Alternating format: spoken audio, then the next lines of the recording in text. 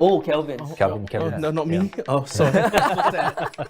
I thought I had a shop. Yeah, so I think I wanted to reach out to try to play board games initially, and then I think Calvin was talking about D&D and everything, and then there was one very cute French girl who was also interested as well. So I mean that's like a bonus to it. I mean she disappeared eventually. You come for the girl, but then you stay for the story. Stay for the universe. Dumb thing you can do is not something a normal person would do. She is Lady Luck Timora. Are you sure you're my friend? Why are you doing this? Stop it. Stop it. Welcome everyone to Virtual Talks Reality. I'm Nicholas Goh. I've been DMing for several years, and joining us today is... I'm Kevin. I make really fun and weird characters in D&D. And we have... Max. So I've been playing D&D for about a good 2 and 3 years on and off. We are rather new to D&D and medium experience. I have been here for a while. One thing was that since young I've been interested in fantasy novels and everything. So you have an idea of a fantasy world, you know, especially most story goes around between heroes and princess. When you were in secondary school or that period of time, right? Do you have those fighting fantasy games? Definitely, Right. there is Final Fantasy. Right. But then again, you're always tempted to know what's the next page or what's the best route and everything. Yeah. So, but if you are saying how I actually got into D&D, there's a start was through Kevin's shop, Sunny Paradise. Oh, Kelvin. Kelvin. Oh, no, not me. Oh, sorry. What's that? I thought I had a shop. Yeah, so I think I wanted to reach out to try to play board games initially, and then I think Calvin was talking about D&D and everything, and then there was one very cute French girl who was also interested as well. So I mean that's like a bonus to it. I mean she disappeared eventually. But I think it was the game that got me to stay on to start playing, because it really pushes limitation, your imagination to what you can do. You come for the girl, but then you stay for the story. Stay for the universe. How about you? Honestly, I just randomly went to a shop, was playing other card games, just having fun with friends. Then suddenly just got asked, you want to try D&D? Sure.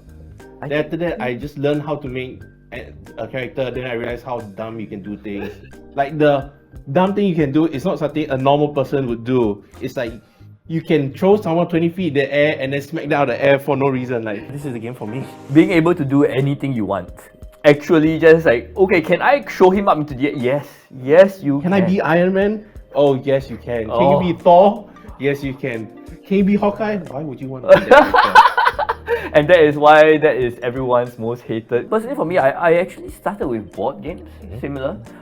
Went to play board games with different places, and I went on to forums trying to find D&D games.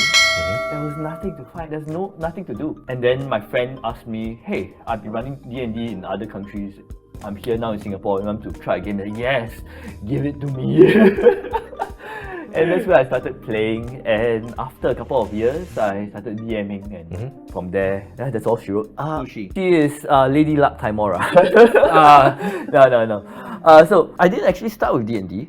I started off with Star Wars, the Age of the Empire. It's another role-playing system. And then after that, I played other systems as well. Any other systems that you played? I've played Under You before. Hey, I was asking the question to segue into that. Hi.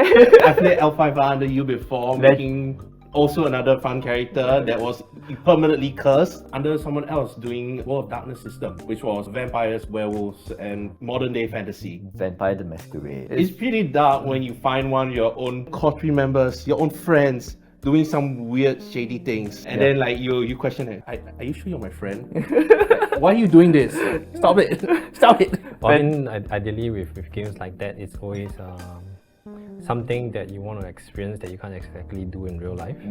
So you can be crazy, you can do dumb things, but it's mostly having the idea that you're empowered to do things you can't exactly do in your daily lives. That is what like draws people into the game. But I think when it comes to games, as we probably see for new players especially, you probably want to start out with mostly with humans and elves, because you want them to embody yourself in a game world. Where only after a few games then you sort of try and be the hero with everything, then you start coming out with different creatures, different characters that is as unhuman as possible. Max, you'll be surprised. I have had many new players coming in and I want to be a kobold. It's like, why? I want to be a goblin so I can shank someone. Shank someone, yeah. Like, I think you're short enough to do that in real life. Yeah, but you're right. It's a lot about escaping that reality, getting away from. I don't want to be myself in the game. Sometimes I just want to escape into this. Maybe a hulking figure. I want to be strong, Goliath, orc, or a tiny goblin. Shanking someone for no reason. That's why I'm pointing at him. He does that I've stuff. never played a goblin before. I'm Or a good- short character. Actually. You have talked about doing that for a long time, though. I know someone who has, and they tell me what they do, and I'm like, oh, why do you want to do that though? You are judging someone about what they want to do. Yes. Of all people. Yes. Saying as a person who tried the D&D starter kit, Uh-huh. and first thing I tried to do is grapple a goblin and then try to toss it into the river and failed like 4 times. Oh, It took us 30 minutes to kill one goblin because we weren't stabbing it, we were just trying to grapple it and then throw it into the river. That is a very common story, I think, is failing at that very first encounter in just- the starter kit. Yeah, it's you try to do something funny, but you're too low level to make it funny. Yeah. I remember running that starter kit many times. A funny story was one of my players started to try to get the horse to start ramming down the different goblins. And they keep failing the animal handling check, so they just keep running away from the goblins. So it's just, a lot of the time it's, oh no, I can't do anything. Because, yeah, low levels, you want to try doing something weird. But in the end, it's still a numbers game. You're still rolling a dice. I mean, with games itself, what is fun is that there needs to be some sort of rules. And then when you try to play within the limitation of rules, but you try to do as much things as possible, that's where games becomes interesting and fun, because you are thinking of new possibilities while still within the constraint itself. Because if it's just all chaos, then well, I mean, everybody's just playing God, and the fun is gone in that sense. The limitations is what make it fun. It makes it so that you have to do character progression from like lowly warrior going out to becoming the strongest, the hero of the world, defeating the. Yeah. Is there even a demon lord in this game? There could be. You could make a Well, demon it's lord. up to your dungeon master to Yeah, they can make decide. any enemy you want. They can make your ultimate enemy just a gnome staring at you. All he does is stares, and no matter what you do, you can't kill him. Do you think that it will be fun to start off a campaign at level 20? It's those kind of, you get reborn into this world as the max level protagonist. If you're doing it from perspective that you've already completed the game, you've already done everything, then you just want to do some like build testing. It's just like a sandbox mode for you at that point. So it's D&D sandbox. You have your character sheet filled out, you have everything you want. You just go there, you stare at something and it just explodes. Going down into a quest which is supposed to be your level 1. No. Whoop, whoop, whoop, whoop.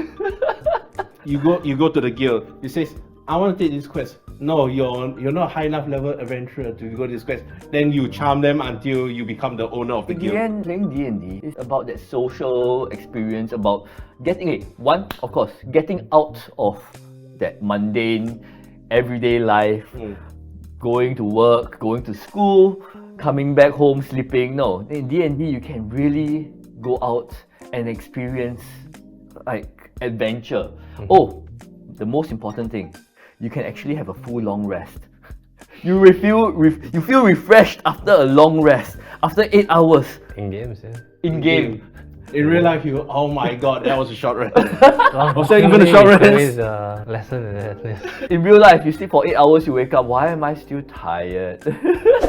In game, you go 8 hours, okay, I'm at full health.